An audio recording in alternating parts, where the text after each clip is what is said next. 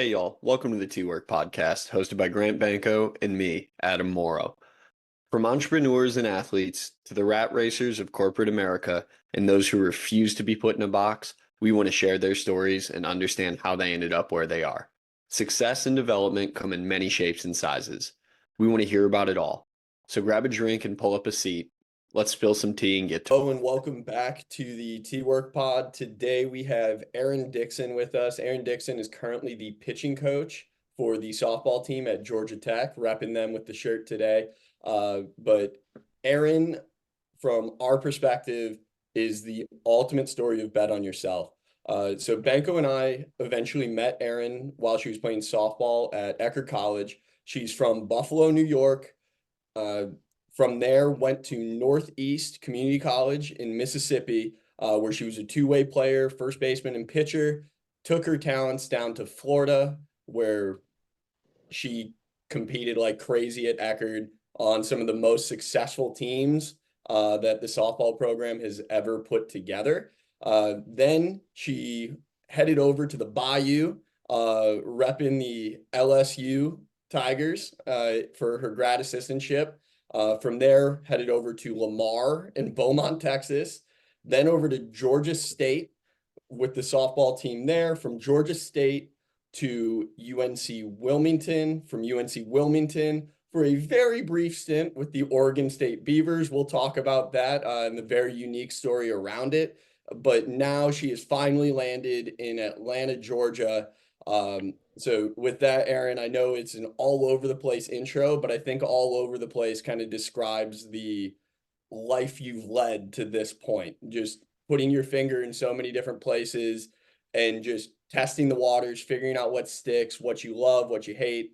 And it's one of the things I love and appreciate about you is you do wear your emotions on your sleeve in the best way possible. Like it to me, it's what makes your personality so infectious and makes it so easy to form relationships with you. So I mean, Erin, I don't know if there's anything I missed or you want to fill the gaps on, but go ahead, take it away. No, I think you've nailed it. Well, first, thanks for letting me be here. And I think it's hilarious because we all went to college together and we were a bunch of knuckleheads. So like now seeing you guys be incredibly successful and it's exciting stuff. But yeah, I'm from Buffalo and I don't know if you can hear the sirens. That's the city of Atlanta outside. But I live in Midtown right by Tech's campus. It's beautiful. But yeah, from Buffalo and I played softball my whole life growing up and I knew, like I wanted to play in college and Buffalo is very cold. So it's not like the South where down here they play year round. It was like you pitch in a gym with my dad wearing balls off his shins for however many months in the gym. And then you get to be outside for the small amount of window for school. And so I wasn't super recruited.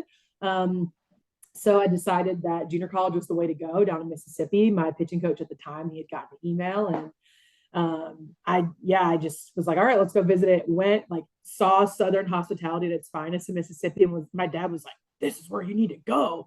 So signed, went to JUCO down there, was a whole 180 from where I'm from. I'd never experienced anything like that in my life, but it was really good for me as a person and growing.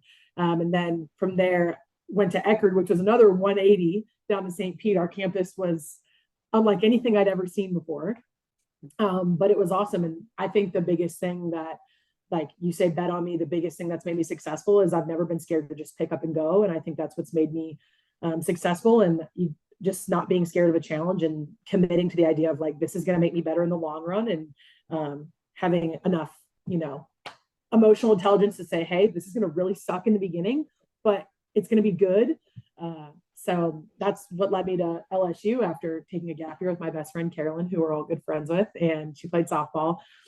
And yeah, it was scary, but great. And it's the best decision I ever made was to go to LSU and it set me up to be successful because I got to learn from one of the best pitching coaches in the country and met one of my best friends or a lot of my best friends really. And yeah, so from there, Lamar, which it was a trying year, but it was great because I learned a lot of things. And then from there, Georgia State, when I moved here, that's when I fell in love with Atlanta. That's when I knew that Georgia Tech was my dream job. And so my goal was always, how do I get to Tech? Because I want to be in Atlanta. It's a Power 5 job. I want to compete at that level and run with the big dogs because that's kind of how I am. And from state, went to UNC Wilmington and then this past summer, so Oregon State thing, I was in Chicago with the pro league. So I was coaching up in AU or facilitating at AU. And I'd been talking with Oregon State for a while. I went out on a visit. I loved it. And so I was like, all right, we're going to do this. It's going to be great, And then, I told her on my interview, and I had a great experience there. Corvallis was beautiful. I had a phenomenal experience there. That's what led me to make the decision to leave UNCW and go to Corvallis, even though I had such a great relationship with the coaches, with administration, with the kids. Like I really loved Wilmington. But I knew that if I want to be a Power 5 coach, and that's my goal, like you have to do this for yourself. And so I cried long and hard about it because I'm not a West Coast girl. And so I was like, but I'm doing this for me, and this is what you have to do. And like you talk about it, be about it, like make the decision and do the hard thing. So I committed to, going there. I signed my contract, but on my interview with Bergie, what I said was like, we were talking about longevity, and she's like, I need someone here. And I'm like, of course. I'm like, I'm moving across the country. Like I plan to be here. I'm like, here's what you need to know. I'm like, there's 2 jobs that I would leave you for point blank. I'm like, I'm just telling you the truth. And she's like, okay, appreciate that. She's like, okay, what are they? I'm like, LSU and Georgia Tech. And she's like, okay, LSU, total sense. Like it's your alma mater, like why Tech? And I'm like, Atlanta is like home to me. I want to live in Atlanta. I want to be in Atlanta. Like I am Atlanta. And so since 2019, I was like, I knew I wanted to be at Georgia Tech. And she was like, okay, cool. And we kind of like laughed about it, moved on. I'm a straight shooter. So I told her that because, what happened if they call? So, we move on. We don't say anything about it, whatever. Well, about a week later, I get a text from my head coach, Eileen Morales, and I didn't even have her number saved. So she texts me. She's like, hey, congrats on the new gig. And I was like, oh, thanks so much. Like, I was like, oh, and who is this? Like, I didn't have her number. And she's like, it's Eileen Morales. I was like, oh. So I'm like, thank you so much, and don't think anything of it. Well, then a few days later, she reached out to me and was like, hey, we have an opening. Would you be interested? Or she called me and I was like, you need to call my boss right now. Yeah, I'm interested. Call my boss. So she called Bergie and gave her like the professional courtesy of like, hey, we're going after Erin. And then we text each other at the same time. But she was like, hey, you, Georgia Tech just called. We need to talk. And then I text her, was like, hey, GT called me. We need to talk now.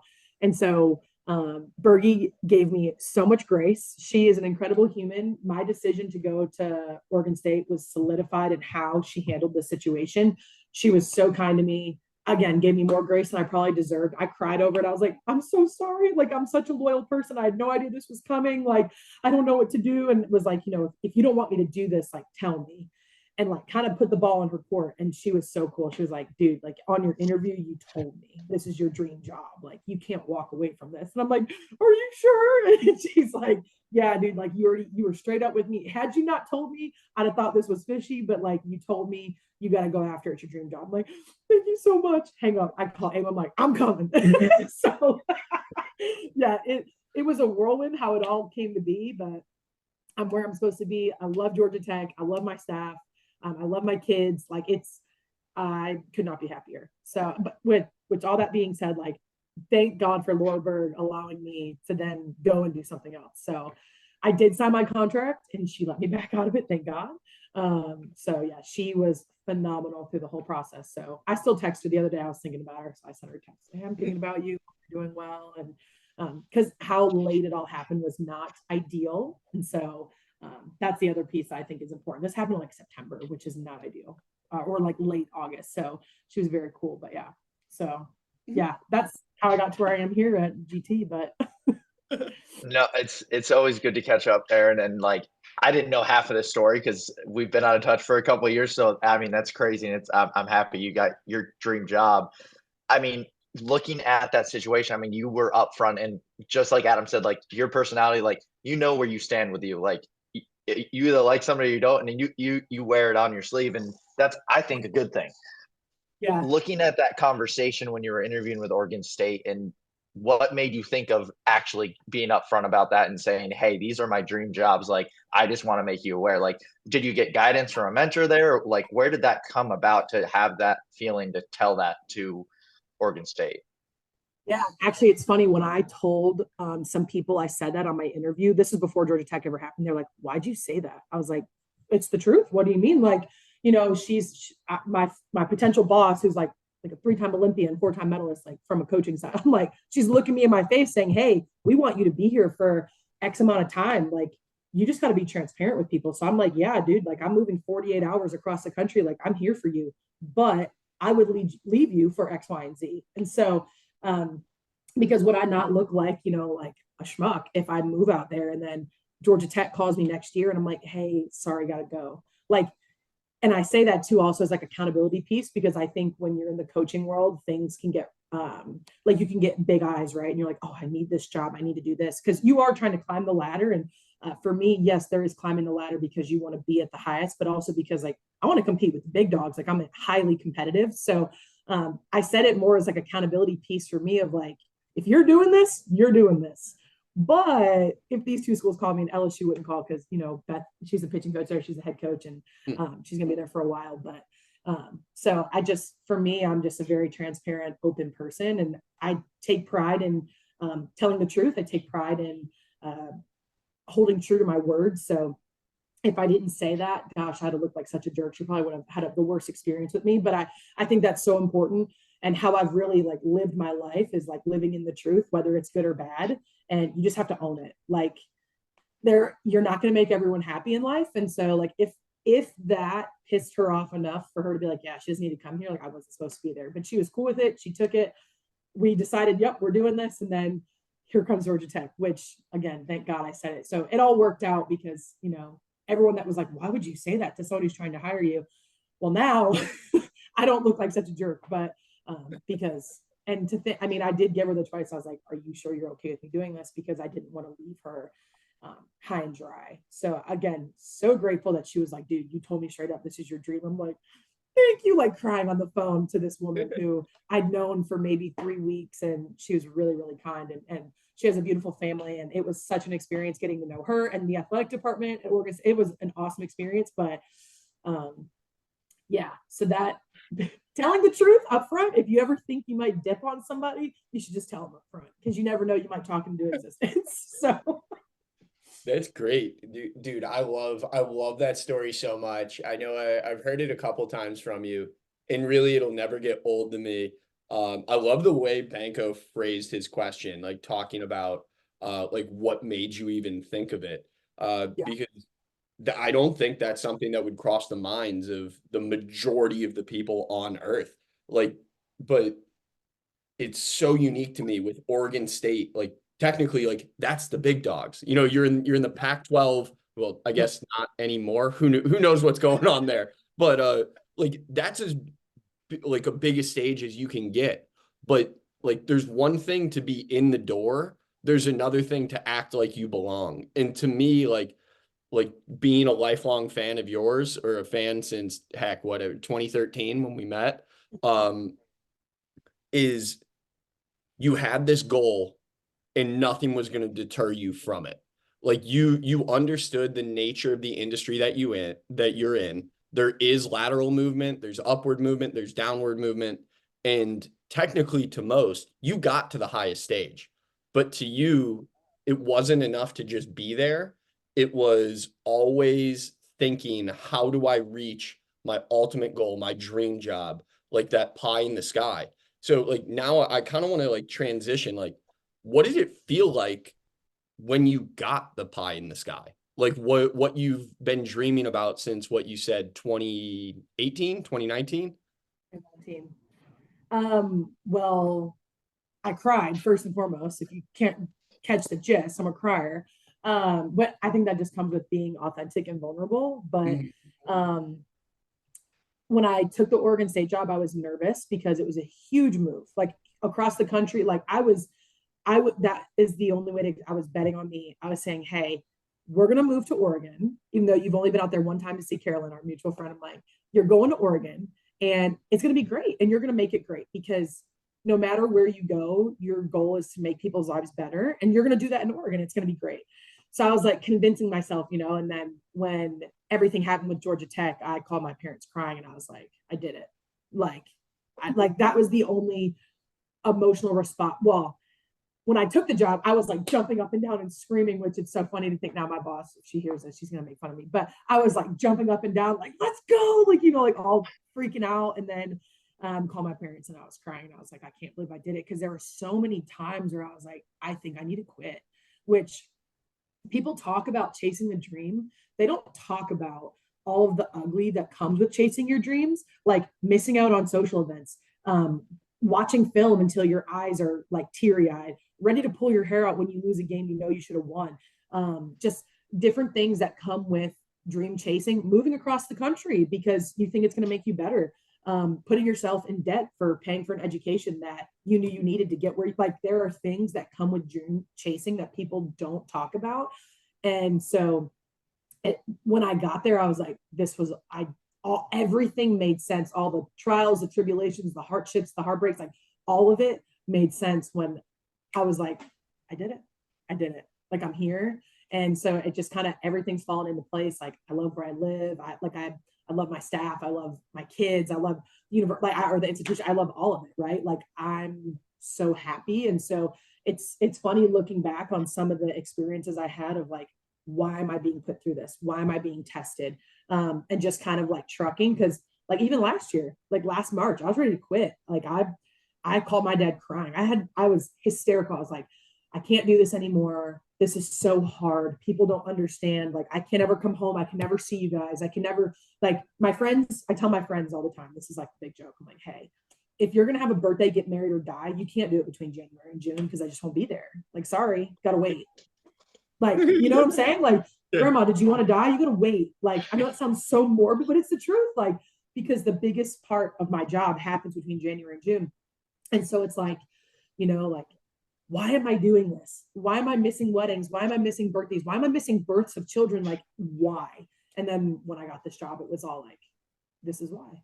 Because I'm competitive, and it's like, it's like when you take a big loss or you fail, I think some people are just hardwired this way. And my brain is hardwired to like, failure is a lesson and you keep moving. Like, you don't have a choice, you keep moving. And so I think that's why every time where I almost quit, I didn't, and was like, what are you thinking about, you idiot? Like, this is what you love. Like, you have to like gaslight yourself a little bit when you're like crying and you're in the trenches. You got to gaslight yourself and be like, grow up. And I'm really grateful I gaslit myself for about 5 years. So wouldn't use that terminology, but good use of the word gaslight in there. yeah. I mean, it's a good point to bring up that I think a lot of people don't take into account of like different jobs and dream jobs. I mean, Adam, you went through it too with when you were starting Flex Pro Grip, and we were like trying to plan trips or something. You're like, it's baseball season. Like, I'm busy until at least September, October, November. Like, I can't do anything for the next 7 months. Looking at that now, and like, obviously, Erin, your parents, I'm assuming, play a huge role in your life, and like, definitely you go to them for mentorship. Other than that, I mean, looking at that relationship, and then also just looking at the journey and almost wanting to quit, what other things did you do to help keep you going and motivated? Were there other things that you did that, looking back now, like, oh, that's why I was doing this, to help myself get through those tough times? Yeah. So like the systems that I have in place are, so like my friends that are also coaches, they're big support. So Riker, my best friend, we met at LSU. He was at Ole Miss for the past 3 years, and now he works for OGX. He was probably my biggest support system because we talked probably 4 times a week, and we'd call each other and be like, talk me off the ledge. Tell me not to quit my job. And it has nothing to do with like, right, like your boss. Like, it's nothing about, it's literally about the demands of like, you're working from Monday to Monday, and like, sorry about it. Like, tell me it's going to be okay. Right. So your systems of like your support system. So like Riker, and then like my parents were a huge piece. So my dad would never let me quit anything. So I typically wait to call him until the last minute when I know I'm like ready to break. And he'll be like, don't you think you can just push a little bit harder? And I'm like, damn it, Dad. Yeah, I can. And like, that's why I called you. It's because I was really ready to quit, and I knew you'd talk me out of it.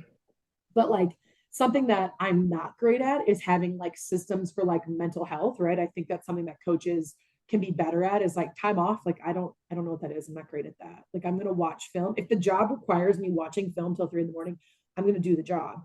And there are like, right, like great coaches that are now like, dude, stop doing that. You're crazy. But like, when you're in it, you're in a rabbit hole and you can't get out.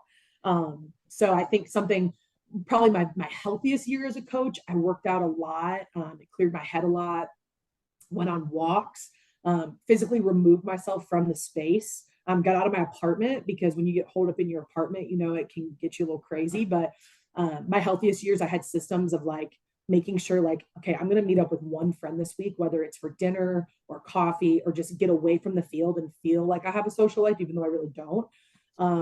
But yeah, I've only been here for one semester. So I haven't really it's coming though. In February, it's coming. So I need to get some systems in place because this is obviously a whole different caliber. But yeah, my biggest things last year was like my support systems of like my friends. And then, you know, when you travel, like Carolyn came and saw me at Delaware. So that was awesome. That was like, oh my gosh, I get to see my best friend. And then when you travel to like, let's say Florida, like I have friends in Florida from Eckerd that'll come see us. So it helps to see people like scattered throughout the year as you travel. This year, we're going to Syracuse. So I think a lot of my family's going to be there, which has never happened. So I'm really, really excited for that. My family's coming down for the Louisville series. They're going to stay with me. So that piece of like being able to see people throughout the season also helps because it kind of gives you like a little bit of morale. You're like, oh, it's so close. The beach is so close because, you know, that's like the first thing everyone does after season is like Florida. So, and that'll be the first thing I do this year, straight to Florida. So, because it's like, what a great year. Let's sit on the beach and have a drink. So, yeah, I'm trying to get some better systems in place this year because this is my dream job. I know I feel a lot of pressure from myself to be good at what I do and make sure I'm keeping the people around me happy. I don't like to disappoint people. That's like my biggest thing is if you say I'm disappointed in you, I'm like, oh my God, I don't know how to exist moving forward. But so yeah, I got to get the systems in place for this year. I think it's unique to hear you say that regarding your biggest fear is disappointing others, but like Banko and I know you're your own worst critic anyways. So like you're gonna hold yourself to a way higher standard than anybody else does.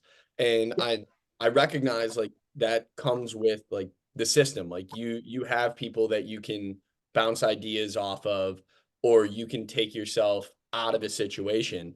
But I'm sure that is very tough with you living on the road because your support system, it's very hard for that to be physical. So like, I mean, you're already in an industry that relies so much on technology and computers and phones. Like, is it hard that your saving grace, like these relationships kind of has to be remote or has to be from a phone? Yes, that piece is what sucks. So all my family slept in Buffalo. So like I just was there for Christmas for about a week and a few days, and it was phenomenal. And I have a nephew who, the hardest part, which is like last year, I was like, I need to quit and get away and move to Buffalo. Is like my nephew didn't even know who I was, and that was like, oh my God, it just tore me apart. Now this past trip, he could say Auntie E, and he was like, Auntie E, come play, which was like that comes with an age thing. So I had to work through that gap of like my own nephew scared me because he only sees me twice a year for like 1 or 2 days, and then I got to scoot. But yeah, the phone. So my sister, she FaceTimes a lot or like Snapchat videos a lot with Wesley, which is like when I'm having a bad day, I'm like, thank God. I'm like, Wesley, you know, but I FaceTime my dad a lot. And if it weren't for FaceTime, like that piece is the biggest thing. Like Riker and I will talk on the phone for like 2 hours. And like just as we're like cooking and doing like as if we live together, right? Because we have nothing to do but like clean and do like tasks. So we'll talk for like 2 hours, which is great. But yeah, if I didn't have a cell phone, I would go crazy because that's where all my relationships are. Because all my friends are scattered, right? Like moving back to Atlanta, I do have a few friends here from when I originally was here. But like my best friends are up north. My best friends, like Rikers in Chicago now, Carolyn and them, they're in Jersey. My family's in Buffalo. You know, I've got friends in Florida, Louisiana, like they're all over. And so that piece is tough, but I will say the recruiting piece in the fall is fun because you get to see your friends every weekend. So I don't love recruiting from a standpoint of like, oh, I also have to work every single weekend in the fall. That part, I'll tell anybody it sucks. If you say you enjoy your weekends at softball fields in the fall, like I don't trust you because there's no way you enjoy that. There's no way. But what I enjoy is being able to see my friends that coach all over from that in one spot. Like that's the best piece. So it's really just 6 months of the year where I feel isolated, especially like when you're down the rabbit hole watching film, like that's where you feel the most isolated. But like we have a great staff, and I did at UNCW as well. So like you're with your friends, so that's good. But if it were not for the cell phones, we'd be going crazy. So you obviously like talking on the phone, and the reason I say that is because knowing Adam, he is a big. I'm taking a road trip. I'm gonna make a couple phone calls, and I know when I get the phone call from Adam, I'm like, all right, do I have an hour or two to kill, or do I just not answer this and let him move on to the next person? And I'm not a big phone person, so that's why I say that. But it sounds like with the relationships you've had, you've always not enjoyed, but like you like talking on the phone and having that relationship and having that ability, if I'm interpreting that right.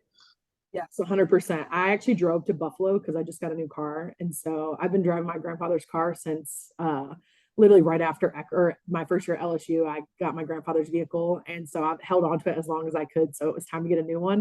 It was an '09 Altima, drove it like a Lexus, but so got a new car. And I was like, fly to Buffalo. I was like, I'm paying for transportation. I'm driving.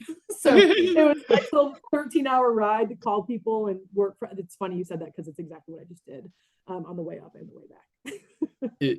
Erin, I know we just threw a couple jokes in there, but I do want to go back to something that I picked up that I think is a little more on the serious side. So handle it however you want.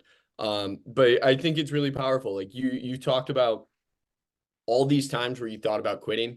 You talked about the conversations you had, like, and we laughed at all those stories that you just said about quitting. Like feeling like you're ready to quit is a very real feeling. Like I know you, like, the reason that hurt you so much, or the reason you had to make those phone calls, is because like it was the reality you were in. Like you were getting pushed to that point.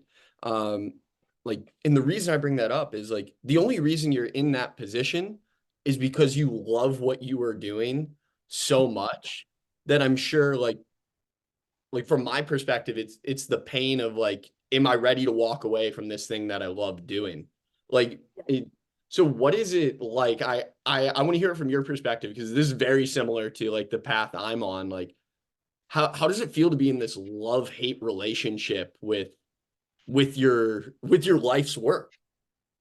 Yeah, it's really tumultuous, actually. So it's the only way to describe it. It's like toxic, right? But it's the kind that you can't walk away from. And so, I mean, I even felt this way when I played. God, because you just like, you're a kid and you're like, oh, what a birthday party. Sorry, we got a tournament. My birthday is July 30th. Sorry, we got a tournament. Like, and so you're just like, why am I doing this?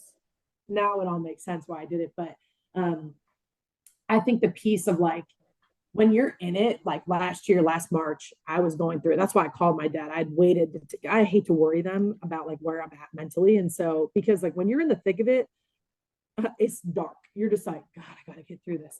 And it's not because of like the kids or the game. Well, yes, winning and losing plays a role in that, but also there's other contributing factors. And so I called my dad and was like, Dad, I think I'm ready. And I broke down. And I've probably done this 3 times where I've called him hysterical. Like, I think I need to quit. I think I'm done. Like, I think I'm ready. And I was ready to quit in March. And my boss knew I was going through it because of outside factors. And so my dad was like, could you quit on Ashley? And I was like, no, I can't leave her. I can't leave her to deal with this. And she's like, and my dad's like, okay, like, you ready to quit on your kids? Like, you ready to quit on your bullpen? And I'm like, no, because they would never quit on me, like they pushed through the hardest things for me. And so my dad's like, well, then you have your answer. Like, if you need to step away because you feel like you are mentally unwell and this isn't good, like, yes, step away. But if you think you can power through for the people around you that have also pushed and worked for you, then you need to do that. And I'm like, you're right. And so then I went to work and I cried to my boss because she knew I had a tough night. And I was like, I thought about quitting yesterday. I was like, I'm never going to do that to you, or I'm not going to do that to you. I was like, but I'm like down bad right now. And she was like, totally get it. And so, just being in an environment where you can be authentically yourself and be vulnerable. Like, I feel that way with my staff now. And I realized that, and the reason actually it took me so long to make the decision, did I want to leave UNCW, is because I was not willing to leave a really good environment for money. It's not worth it. I was not willing to leave an environment where I felt like I could be vulnerable and be myself and have a real conversation with my boss about, hey, I think I'm ready to quit softball. What do I do? Like, what do you think? And my boss looks at me and says, like, I'm going to support you. I know you're going through this. Like, da, da, da, da. Like, it's not worth it. So that was the hardest piece for me. Was I loved where I was at, and I loved my staff, and my staff like was genuinely good people. Like, I wasn't ready to move and walk away from it. So I made it very clear to Oregon State and to AMA, like, if I can't lose with you, I don't want to be here. Like, I'm not willing to hurt myself mentally to be at the dream job, make the money. It's not worth it, because if I can't lose next to you, I don't want to work with you, because it can't work like this. So that was a roundabout answer of getting there. But that was what stopped me from quitting. Was win or lose, I wanted to be on the bus with those people, because they were really good people, and I would never quit on my friends or my kids. Right. And so that was the piece that kept me there last year, when I was like really at my tipping point, was the people around me who were good to me. Had that not been my environment, I probably could have easily stepped away and been like, I don't care what people think about me. I don't care if they think I'm a quitter, or I left someone hot. Like, I don't care what people think. Like, you got to do what's right for you. And so a job is not worth your mental sanity. But I realized that it was outside factors, right? Not the job. And I knew the people within were going to support me. So it wasn't worth leaving. And it certainly wasn't worth leaving my kids. And we're all better for it. But like, those are like the tough conversations that I think coaches are scared to talk about, because it makes them look weak, or it makes them look whatever. Like, no, like, this is like, you're telling me you never thought about quitting. You're wrong. like this job is demanding. So that's, I think, what I loved about my staff and why I didn't quit. And then like why I chose Oregon State, and then why I chose Georgia Tech, on top of it being, the dream job and the Power 5, the status, whatever. Is like, I'm surrounded by really good people. And Jackie Joseph at Michigan State, before she retired, she said this at convention: you need 3 things to be happy: money, location, and staff. And I had 2 of the 3 at UNCW, and I was not willing to leave that. Because once you have 2 out of 3, you're never going back to 1 out of 3. But here at Tech, I've got 3 out of 3, which is phenomenal. So I'm glad I didn't quit. But Well, Erin, so you talk about that, like, relationship, being able to be authentic, and kind of switching gears a little bit, rather than your ability to be authentic with the staff around you. I think from what I've witnessed the couple times I've been able to visit you, whether it's UNCW or at Georgia Tech, it's the ability for players to be authentic with you.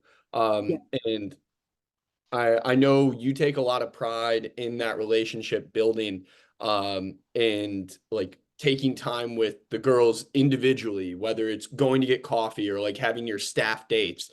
I think like you've done a very good job being creative with your ability to cultivate this culture everywhere you've gone with your staff. So like, are there things that you do or you recognize in your pitchers, or is it just like, what it takes to believe in those around you?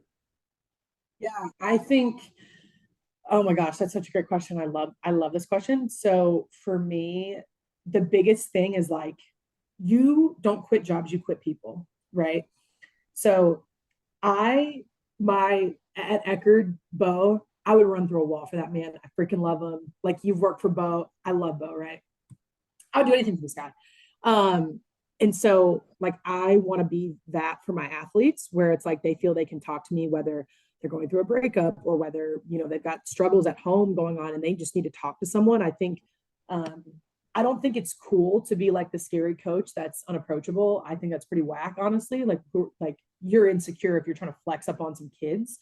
Like, they have so many things going on in their life, and like, who are we to make it worse? Right. And like, especially with our bullpens, they're on pitch counts. And like, so if I see a pitcher for 4 hours, throw 4 hours a week, and that's including their plyos, whatever, like, I get 4 hours to like work with them. And so they don't see me that much. And so if I don't make myself personable to them, like, I'm always just going to be the pitching coach. Right. And so that's not how you get the most out of your players. When I was at Wilmington, I started going on coffee dates with my kids, and it started with like going over goal sheets and just kind of using a goal sheet to keep them accountable through their meetings of like, it's my original thought when I was younger was like, okay, we'll do the goal sheets in case anyone asks why they're not playing. Like, here are your goals. Here's where we thought you were going to be, and now you're not. And it actually turned out like this was such a bogus thing of like the goal sheet. and then it turned into like accountability for them. And then it turned into like, screw a goal sheet. Like, let's get coffee and like, let's talk about what you want to do and like get to know each other so I can be the best for you. Because now it's the way pitching staffs are moving. It's not like you've got one or two arms. It's like, you need the staff. So the idea that you go into a bullpen and you talk to your two starters and then everybody else is just throwing, like, that's ridiculous. So, we've got 7 pitchers here. The fall has been a whirlwind because I believe in individuals. So there are days where I will be in that bullpen for 6 hours a day, and it's worth it because my kids know that I care about them and that I'm always going to put their success and like their development first above everything, above my time, above my needs, because like that is where, when athletes see you working for them, they're going to work for you. I don't know who made this analogy once, but like athletes are like banks. Like, you can't start withdrawing money until you make deposits. And so if you're not constantly depositing into these kids of like, hey, I'm going to show up for you, I'm going to work for you, what can I do for you outside of softball? What can I do for you? How's life? Like, how's classes? And so that's something that also at Georgia Tech that I love that AMO has us doing is we do weekly meetings. It's not just with pitchers. So every week I meet with 5 or 6 kids and just like check in, like, how's life? What's going on with your family? How is the holidays? Like, how are classes? Oh, I didn't know that was going on. Let me notify our academic, whatever it might be. And so just keeping tabs on the kids because again, like, it's so whack, the idea of like being scary and unapproachable. Like, if a kid ever said, I feel like I can't challenge you or talk to you or whatever, I'd be like, oh my God, like, I'm not doing my job right. Because my goal is like, I want my kids to look at me like, why are we doing this? Thank you for asking. We're doing this because X, Y, and Z. Like, any other questions? Do you have concerns? Like, let's talk about it. Because now they're interested and they're intrigued and they're curious and they're taking their training more seriously. And so you only get to that point by making yourself accessible and personable. So the relationships are why we do what we do. And I tell my kids all the time, like, if we didn't have relationships, I wouldn't do this job. I'd go do something else where I didn't have to talk to anybody and could just make money and move on. But like, we do this because like it brings a sense of community on top of, playing a sport and being highly competitive. So yeah, the relationships are everything I do is for the relationships, whether that be for our staff or my athletes. And I think people know because it's just genuine, right? Like this fall, I got a concussion. I got hit with a line drive in the dugout. My boss had just said, like, don't sit there, don't sit. And I'm like, no, dude, like, I'm totally fine. And I wore it straight off my face. And then I had never had a concussion where all of a sudden I just got like angry. And I was in the dugout and I was so pissed off. Like, I was just like irate. And my boss looks at me. She's like, can I help you? Like, is there anything I can do to help you? I'm like, no, I'm just so freaking mad right now. And then later on, I figured out it was because I was concussed, but like ruined the whole atmosphere of the dugout. And also because I was like, oh no, dude, I'm fine. It's chill. Like, I'm good. Meanwhile, my shoulder's bleeding. My head's like, because I didn't want to like cause a scene, And then, but I ruined the whole environment of our dugout because I was angry and I was like fired up. And so in the post-game huddle, before we went out there, we had lost a game and we always talk as a staff before we go out. And I was like, I don't know that you guys are going to agree with this, but I want to apologize to the team for like getting all amped up and like worked up. And everyone just kind of looked at me and I was like, I think that's why we lost. Like, I ruined the vibe. And they were like, and I'm like, just trust me. So we go out there and I'm like, hey, before we even talk about the game, like, I want to apologize because I ruined the whole vibe of the game. Like, game 2, I ruined it. Like, we lost because of me, because I was all worked up and this is before I realized I was concussed. Like, I didn't know why I was pissed off. I just was. Then later on, when I was in our staff meeting, like yelling, crying, we were like, so she's not right. Like, she's not okay. And then we put it together. I was concussed, but like accountability, like, if I can't be vulnerable with the kids and say, hey, I messed up and got angry and I shouldn't have been, and I'm sorry, like, why would they trust me? Because of that, because I owned up to being a hothead for no reason. Now the kids are like, oh my God, what the heck? That was actually really cool. Thanks for apologizing. Yeah, I'm sorry. I shouldn't have yelled. I don't know why I did. Next day, we're like, concussion. And then like struggled with concussion symptoms for like 3 weeks. So the kids were like, oh, it all makes sense because they'd never seen me yell because I'm not really a yeller like that. But yeah, it's funny, but I just went on a tangent. But yeah, accountability, relationships, vulnerability, it's so important. No, I think that's a great story to sort of put context behind it. And also just hilarious. But staying on that, I mean, you mentioned Bo as a great coach and the relationship you had with him. Most people learn either from what they liked somebody else did when they were growing up, or what they want to be the exact opposite. Did you have? Is it? I mean, obviously you mentioned Bo. Was there other people where it was both? Did you get it from both ends? Basically, did you get some people you're like, I do not want to be that type of coach. I don't want that relationship with my players. And then did you have the side of like you mentioned Bo, but like I'm assuming you pick and chose as you grew up. Yeah, I think so. There were a few coaches I've been around where I was like, no shot. Like, you're a joke. These kids don't respect you. And I can see it because I don't respect you. But obviously, you can't say that. You just like take mental notes, right? But there are a few coaches that I've learned from that I didn't want to be like, which that is so valuable. Like, being in an environment where you're like, I want to be nothing like you. Like, you don't know until you experience it. So that was phenomenal. But yeah, like Bo, I never had a hitting coach. I just like hit well. I just like, I'm a big kid. I'm 6 foot. I hit for power. And so when I got to Eckerd, Bo really helped me understand like how to be free in your swing. And so I freaking love Bo. Like, but so I took a lot of things from him. And then, you know, I went to LSU, and then like first day in the bullpen, I was like, so I don't think I know how to pitch, because just the things that they talked about and the concepts and the systems, I'm like, so I haven't been pitching. I don't know what this is. I don't know what I was doing, but this, I've never heard of any of this stuff. And so I took a lot of what Beck did. And then just as going from like Lamar, Georgia State to UNCW, like actually the COVID year like either made or broke coaches, right? So like over COVID, Riker and I, we were in Florida together, and we went down a rabbit hole. So we were on a Zoom with Dr. Greg Rose, and we were listening to this biomechanics stuff. And I'm like, Riker, what is this stuff? And he's like, I don't know. So we stayed up till 5 a.m. Okay. And like a Fernandino, which there's a Whataburger in Yulee, Florida, at 3 a.m. We finally were like, let's just go get food because we're not going to sleep. So this Zoom ended at 11 p.m. because people were talking, and so at 3 a.m. we were like, let's go get food because we're not going to sleep. We stayed up till 5 a.m. talking about biomechanics, just like confused, like, what do you mean the body does this, X, Y, and Z? That does not make sense because pitching is da da da da da. And so we went down this rabbit hole. So over COVID is when we started to get into the biomechanics, which now Riker works for OGX, which is like, in my opinion, the gold standard for pitching. And they've really set the tone and how to develop athletes, because that's the goal, right? Is like make kids better.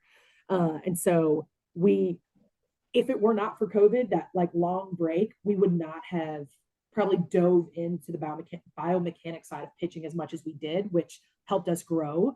And so from COVID to my second year at Georgia State was after COVID. So from then on, it's been a constant grind of like, how do I make kids better? How do you actually develop kids? What are we looking to develop? Like, that's such a trigger word for people, but like, what are you actually doing? Right. And so that was huge for me as a coach, because it sent me down a rabbit hole of like, go learn as much as you can and put yourself in a spot to actually make kids better. And that's another piece of the buy-in with relationships. Like, I have a kid, and I have no problem saying this. She's a good pitcher, and her ERA hasn't related to, in my opinion, what she isn't. We all know ERA can be like a bum stat sometimes. And so we worked with OGX, and I told her, I was like, dude, I'm just gonna be honest with you. I was like, I'm really scared to fail you. And she was like, huh? And she's a transfer. And I was like, I don't want to fail you. And I was like, you have so much potential. I know everyone says that. I know you're tired of that. And I was like, but I can see the path we need to go. OGX has laid out a complete plan. Now it's my job to implement it. And I was like, I don't want to fail you. And so when she heard me say that, she was kind of like, huh, I've never had a coach, because I take it personally, you know. She's like, I've never had a coach look at me and kind of say that. And I'm like, well, yeah, well, now she's throwing hard, and much harder than it was. And so there's a lot of good things happening for her. And so I just went on a tangent. I couldn't tell you how we got here, but the concussion. But yeah, the relationship piece of like being accountable, and then like the growing and trying to, you know, like learn as much as you can and take from coaches. And then like once there's a point where it's like, okay, now I'm gonna turn this over to science. Like, I'm gonna try and learn some science stuff, because this is all of what we've been told, what we think is right. Now I want to know what the numbers say. So that was long-winded. I'll connect dots. So thank you.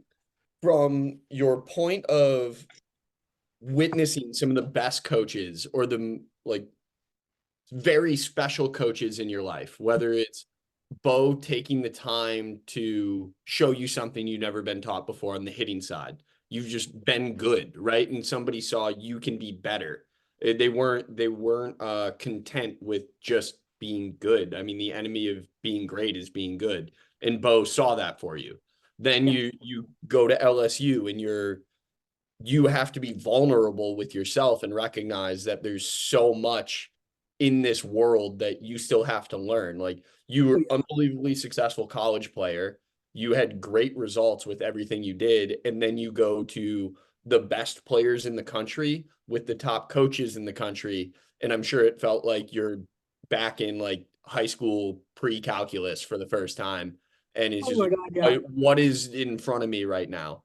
Then like obviously there had to be something in your life that made you accepting to new information. Like you have to be willing to admit in these situations, like I'm not the smartest person in the room. This is probably a better time for me to listen, absorb, and then digest it, which was the COVID time for you. It was that was the real leap forward, like you said. You saw this opportunity when the world shut down, when stuff was hard. You could either just ride it out and take your time off, or you could put yourself in a position to leapfrog the industry and continue to move up. And then all that knowledge enabled you to create the relationships, cultivate these awesome experiences that you've had from school to school. So hopefully that was the dot connecting we needed. Yes. I'm here for you. This is why we get on together just fine. But Yeah, appreciate yeah, no problem. Because my brain works the same way. Uh, it. yeah, all the Enneagram stuff that you taught me. Um, Yeah. yeah, so softball to me, like this might be a little more specific in the sports world, but softball to me, it's fun to have these conversations with you because it's like I'm used to baseball and the golf world that are so technologically driven. And then you and I, when we meet up, it's just like, all right, well, what rabbit hole are we going down this time? Yeah. Whether it's like the motor preference stuff, whether it's talking about like different biases like finger pressures, all these things that pitchers do.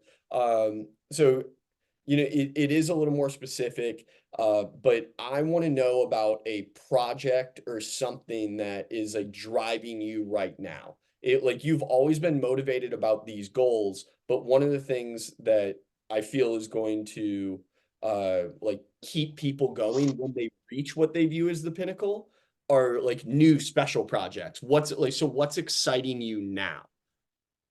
So this was not prompted. This is not a plug, but so we have invested in Flex Pro. And so this was not this was not a setup. Okay. But we have invested in Flex Pro and I'm actually really excited to because we brought in OGX this year. We did the Yeah. assessments. That was my big project in the fall with the plyos and all that. And so now I think we are in a space where mechanically our bodies are moving how they should. And I think there's still some things that I want to tinker with. And so my big thing is like, how can we get Flex Pro in here, implement it, get our forearms stronger, healthier, our fingers stronger, healthier, and how can we manipulate grips to start seeing better ball flight? And how do we take an 8-inch drop ball to a 10-inch, right? And so I think there's two kids in my mind specifically that I think that this is going to be like the end all be all for them, which I'm really excited about because we start back on the 4th. But yeah, I'm beyond excited to dive into this and how it affects and changes how we train and kind of how we prepare them for weekends and how it affects like recovery. Like that's another huge piece is, I used to be like, oh, we can throw, it's fine, we can throw. And now I'm like, hey, how many pitches have you thrown today? You better slow down because you're wasting balls. Like, like get intentional because we're running out of pitches. So just trying to keep them healthy because for the longest time, everyone's like, it's softball, it's natural, let them go. And it's like, baby, what? What about 300 pitches is natural? So, that's my biggest thing now is getting Flex Pro with the kids, getting them tested, like doing their pull down and then implementing some other things with Motor preference is a big one that we're on right now. And so implementing new warm-ups for our athletes dependent on their motor preference, and kind of getting them within their preference. So I think that everything that you learn as it relates to like science, like you can pull from everything. And so I think if someone is very closed-minded and says like, oh, that's ridiculous, how could that help, whatever, like you are where you are, like adapt or die. Like, so for us, like motor preference right now is a really big thing. And so I'm really interested to see how the motor preference stuff intertwines with Flex Pro, and some of our warm-ups, which I will of course keep you posted on. But yeah, that's our big, we've done the course, we've done all that. We're starting to implement new warm-ups, from pitching, hitting, and how they physically prepare for a game. We've got them sectioned off into groups. So if you come to a Georgia Tech softball game this year, you're going to see 2 warm-up groups, and they look very different, and they're going to be doing different movements, based on how their body prefers to move. So it's going to be really interesting. And I know it wasn't planned plugged by you, but Adam definitely guided you to get that mention in there. So that was definitely planned by Adam. Banko, you're a hater. No shot. No, I actually didn't expect it. I didn't expect it. I mean, yes, like Flex Pro Grip and Georgia Tech softball are going to be working together this year. Super exciting. Well, what's stinger? Do we do stingers? I saw you go horns up. Did we do No, this was me just like rock on, bro. Like we're so excited. Sting them, buzz. Sure, sting them. But yeah, but no, not. I appreciate the plug. Banko, you're hating, man. We're not selling out to sponsors. You're selling out to my own company. hey, we paid our that is hard-earned. We paid our hard-earned money. Okay, so I paid for that. I'm so excited because there's 2 kids that I know. Like before break, I started messing with one of our pitchers, like finger placement, and so she has a great raz ball, but her index finger was like sustaining a lot of like issues and force, and so I was like, hey, can you try something for me? And like put her 2 fingers together, and I'm like, oh my god, I need Adam's device. I need to know what the pull down is.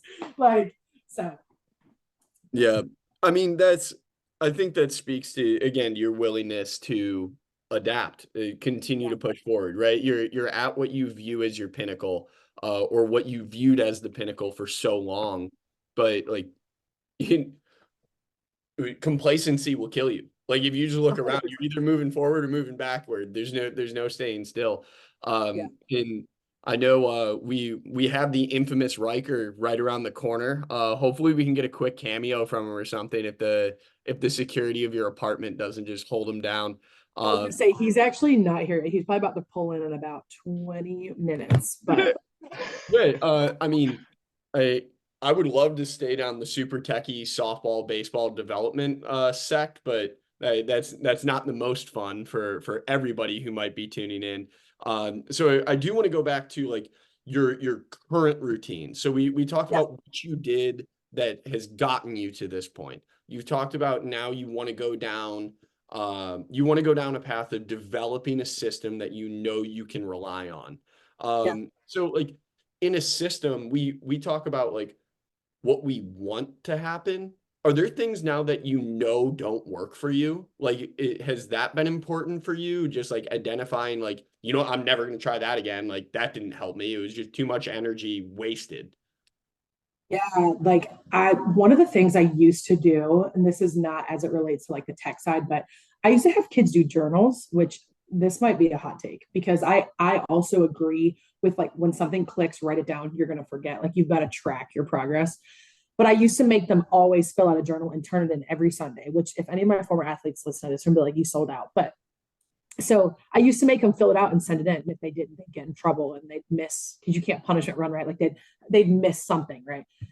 And I'm like, man, the effort to have to track these things down is just not worth the payoff, because every time we get in a bullpen, I feel like something new is happening and you just like roll and you're like, oh, did that feel good? Did that feel weird? Okay, wait, let's tweak this and move this way. And yes, we track that, right? Like if something really good happens where we find a grip we like, I'll like grab my phone and start videoing the hand and like I'll text it to him like, here you go. Like in case we forget, we've got evidence of what our grip was and what we liked, whatever. But I used to make them fill out journals and that was such a waste of time.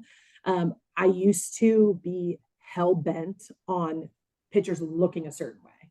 Like I was adamant. I was like, they have to be on their toe. they have to do this. And if not, like, it's just not good enough.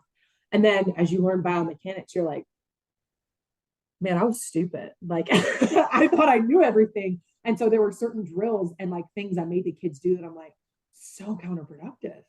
Like if I could go back and coach some of the kids I had early on, I'm like, damn, they'd be so good because I know so much more now. But like I'm not a big drill person, so we don't do like a ton of like spinners, big ball, small ball. Like I don't do the gimmicky things as much as like, hey, like move your body and create feel. And we try to follow the kinetic chain. There are some times where I'm like, okay, does doing this drill make you really happy and make you think, like, are you gaslighting yourself into thinking you're throwing the best change up because this drill? Perfect, do it. Don't care if I hate it. But yeah, I don't do like gimmicky stuff anymore. And so some of those systems and now it's very much like one of the biggest things I took away from AU this summer being with the pro league was like if they care about it and it's important to them, like they're going to do it. So here, like I treat my bullpen kind of like a professional bullpen where I'm like, do you feel good? You can go. Like, come and go as you need. We'll have scheduled bullpens, but like if you didn't sleep and you didn't eat, like this is a waste of a training session. Like just don't come or text me and say, hey, I had a final and I've been up since 3 a.m. I haven't eaten. I like that would be a waste of your time to come throw with me because I'm just gonna kick you out and say go eat and come back because it's just not productive. So running my bullpen a lot more like a pro system. Now I have my kids here all care about their training. There are some places where that wouldn't have worked. But those kids, you just tailor it and you just kind of stay on them a little bit more because you obviously still need them to perform. But the kids care so much about doing well that like having this like structured, regimented, like I used to come every day with like a piece of paper and a plan and and now I'm like, okay, we're building from the previous bullpen. I know I've kept track of everything that we're doing, like, and it kind of is like a flow. Maybe that's wrong. Some people might hear that and think it's dumb, but it's worked really well. I know the kids love it because they have autonomy and they have say. And I'm like, hey, does this plyo, like, does this feel good? Do we feel like it's benefiting? Do we feel, and if they say no, I'm like, all right, cut it. Don't do it. Like, I don't care. Like, this is like, take pride in what you're doing and how you're making yourself better. There's very few times where I'm like, I understand you don't like this, but you have to do this because as it relates to motor preference, like sometimes like things don't work for people and that's okay. So you have got to kind of ebb and flow with it. So I'm going to bring this back to you.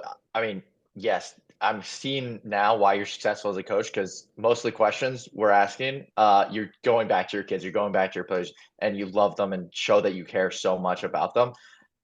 Same kind of question that I'm asked, but speaking specifically about you and yourself and your systems. And I mean, you talk about the 6-month period where that's the hard part mentally and physically, and it's just draining. And you're going in and out of hotels, you're traveling. Is there certain things that you do when you're at your apartment in Atlanta, but you're also on the road in a hotel that keeps you kind of in a routine-esque mode, or you're mentally there? Or is there anything that you kind of do on your own, not your players, but you? yeah, sorry. So sorry, catching that tracking. My routines, I would say, and this is awful, but I'm just being real with you. I don't have a routine in the sense of like, I've got to do X, Y, and Z on game day. I get very particular because I am superstitious. If you want to call that routine driven, sure.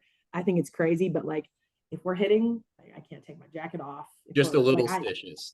Just a little stitious, which it's funny. I have my office mug, the boom roasted. Yeah. So I mean, I typically wake up about the same time every day. If I don't do that, it'll throw me out of whack. I don't like to I'd like to have time in the morning because if I don't, I'm like, I didn't get anything done before practice. So I like to wake up and I do like to cook myself breakfast. If I don't, I've got something meal prep because that's the biggest thing for me is having my food scheduled. Because if not, your whole day gets ruined. Because then you go to the field, you're hungry, then you're trying to act pissy. Like if I don't have that settled, my food schedule, which that sounds so stupid, but like I've got to have that, and that helps structure my day. Because you guys know, like in sports, you have no idea what the day is going to bring. So having something that you're like routinely like, okay, I know I'm eating lunch at noon. This makes me feel like I have control.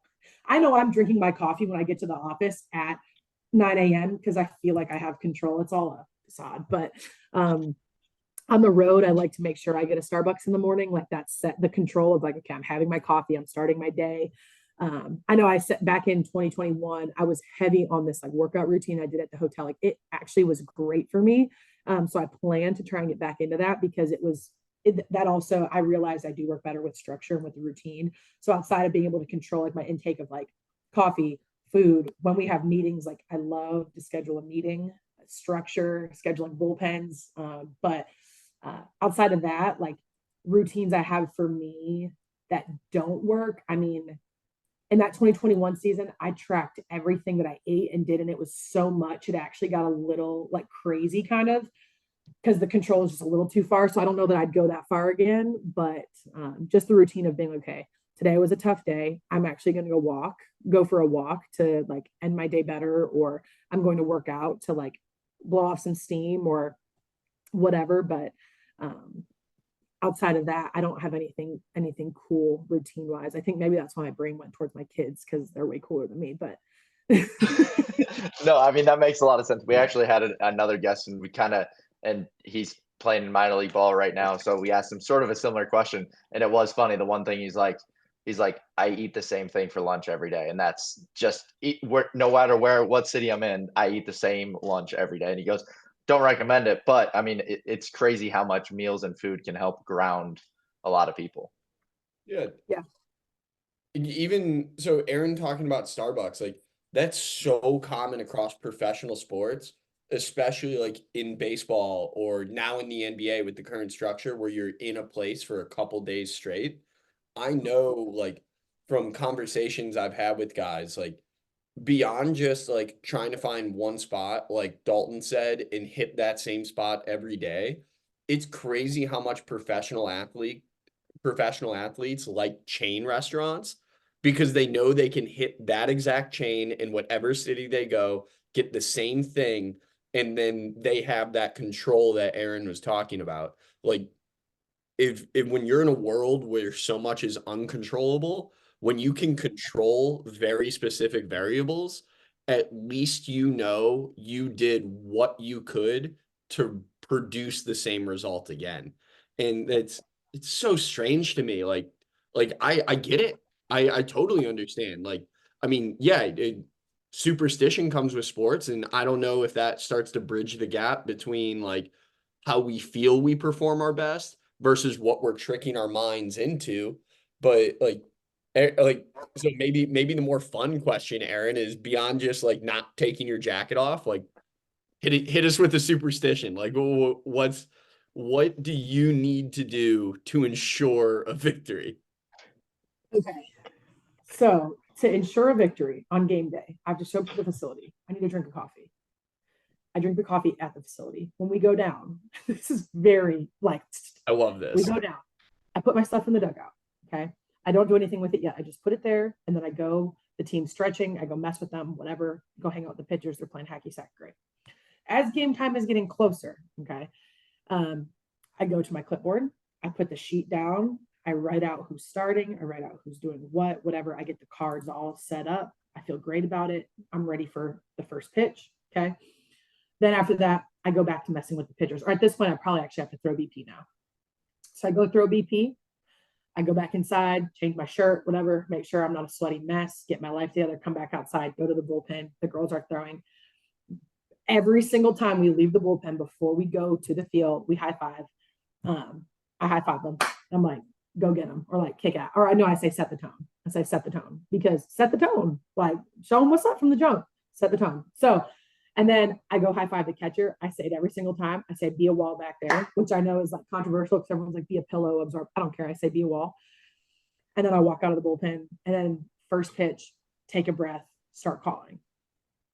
I need to chew gum. Otherwise I'll start like twitching. I like do this thing with my wrist where I like do this the whole game because I'm like stressed. It's like my tick, right? It's like I flip my pen. And then if we are doing well, I cannot remove an article of clothing. This is an LSU superstition. If we are doing poorly, I will unzip my jacket or I will take the jacket off entirely. If this happens prematurely, every single time they score the next inning.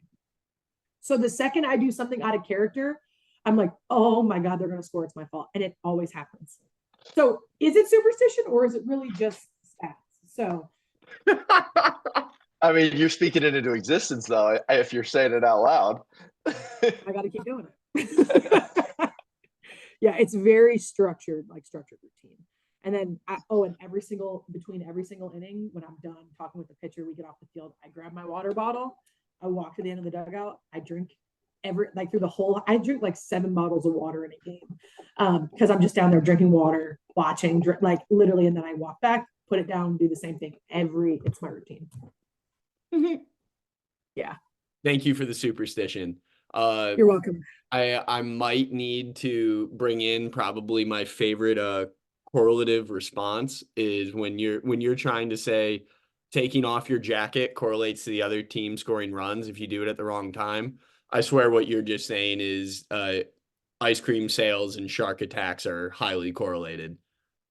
It has nothing to do with one another, but they're highly correlated. Listen, you zip it up to keep the hits in, you zip it down to let the hits out. I mean, it's basic math. Oh, this is softball math.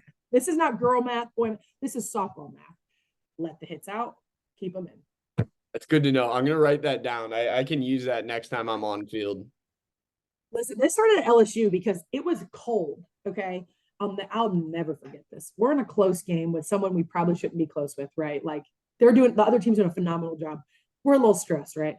So I'm like, golly, it's cold, dude. I'm going to go put my jacket on. And one of the managers looks at me and she's like, don't do it. And I'm like, don't do what? They're like, don't put your jacket on. It's superstition.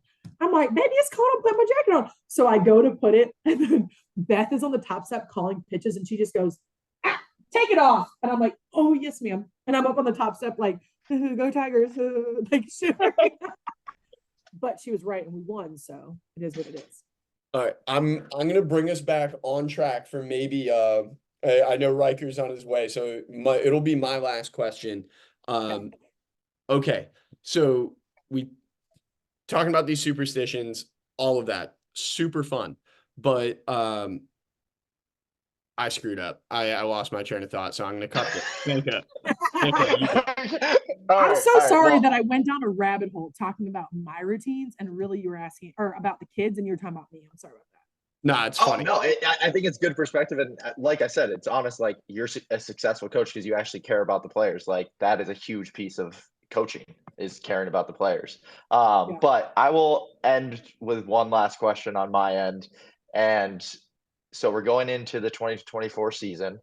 It's your first year with Georgia Tech. You've had different seasons. What are you most excited about this year with this team? What I'm most excited about is every pitcher is going to throw, which has not been commonplace in the past. Every kid is going to throw. I'm telling you right now. So anyone in the ACC that's listening, every pitcher is going to throw. And I'm really excited to watch them succeed. They have worked their asses off the entire fall, and they have bought into a staff mentality, and they have worked tirelessly to perfect what makes them good and what they bring to the table to make us a staff. And so I am so excited to watch kids flourish that haven't been given opportunity before to flourish because maybe they didn't, have a chance, or they weren't ready, or they weren't the right matchup. But I'm telling you right now, every kid is going to throw, and it's going to be exciting for them to kind of step into their own and kind of own their role on this staff. And so that's been the biggest piece of our fall is they are like, we're a staff. And I'm like, yeah, guys, welcome. This is going to be a freaking awesome year. So win or lose, like I am so proud of how hard they've worked to bet on themselves and invest in themselves and say like, we have a group chat called the City Girls because we're City Girls, and Chandler sent a meme, and it was like this guy yelling, and it was like, does the process know we're trusting it? I'm sure you guys saw it. It was so funny. I mean, I was laughing, like I was literally like tearing up laughing so hard at it because that's the truth, because they had so many trials and tribulations with trying new windups, understanding different starting points, working through their motor preferences, understanding like, hey, what I did previously actually hurt me, and now I've got to work into something new that's going to make me better. And they dove in head first, and they have absorbed it and through the bad and the good. And so now I think we're in a really great spot. But so that's the biggest thing I'm excited for is they're all going to throw, and I can't wait for them to all kind of have their moment to shine because they're a true staff. Well, I'm gonna steal that meme. I'm gonna find it one way or another. I might have you just forward it to me because I'm gonna be all in on does the process know I'm trusting it? Yeah. Is the process, I'm best friends with the process, but I don't know what the process is best Right. friends with me. Right. So, Erin, thanks again so much for today. Look forward to running this back. Hopefully, it is while you guys are in Oklahoma City competing for a national championship. Talk it into existence. Right. As Right. Banko Right. said, talk it into existence. But yeah, on behalf of both of us, thank you so much. I don't know if you have anything you want to close with, but I'd love to turn it over to you one last time. I'm really grateful we got the chance to do this. Banko, I haven't talked to in forever.